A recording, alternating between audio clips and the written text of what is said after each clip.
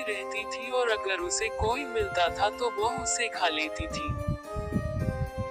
यही क्रम सालों चलता रहा, इसलिए कोई भी आदमी उस जंगल में नहीं जाता था। एक दिन मोहन बाहर से आ रहा था। उसे जंगल की चुड़ैल के बारे में कुछ भी पता नहीं था कि इस जंगल में चुड़ैल रहती है। जब मोहन जंगल में प्रवेश करता है तो चुड़ैल को इंसान की आहट हो जाती है और वह चुड़ैल सोचती है कि बहुत दिनों बाद आज मिलेगा मुझे भोजन। मोहन को कहाँ पता था कि यह चुड़ैल रहती है और वह तो बिना डरे सीधा चला ही जा रहा था। तभी सामने से एक साधु आता है और वह मोहन से कहता है कि तुम वापस लौट जाओ, इस रास्ते से मत जाओ, इस जंगल में एक चुड़ैल रहती है। यह सुनकर मोहन कहता है कि बाबा तुम ये अंधविश्वास वाली बातें छोड़ दो। अब इस संसार में कोई चुड़ैल नहीं है, आप यह बात कब समझोगे।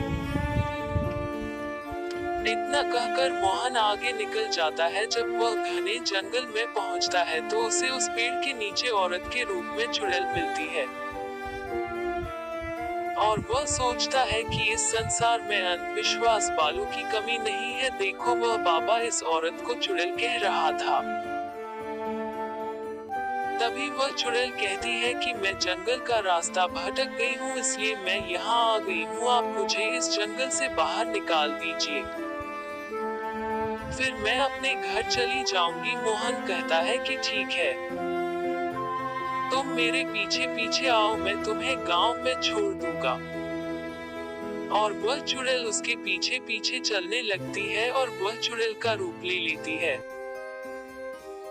और कहती है कि तुम पीछे मुड़कर देखो, तुम्हारे पीछे क्या है। जब मोहन पीछे देखता है तो उसे चुड़ैल दिखाती है। अरे बापरे, ये तो चुड़ैल है, अब मैं क्या करूं? तभी वह बड़ी चालाकी से कहता है कि तुम्हारे पीछे क्या है, जरा देखो तो। और वह पीछे देखने लगती है। तभी मोहन दौड़ते हुए अपनी जान बचाकर भाग जाता है।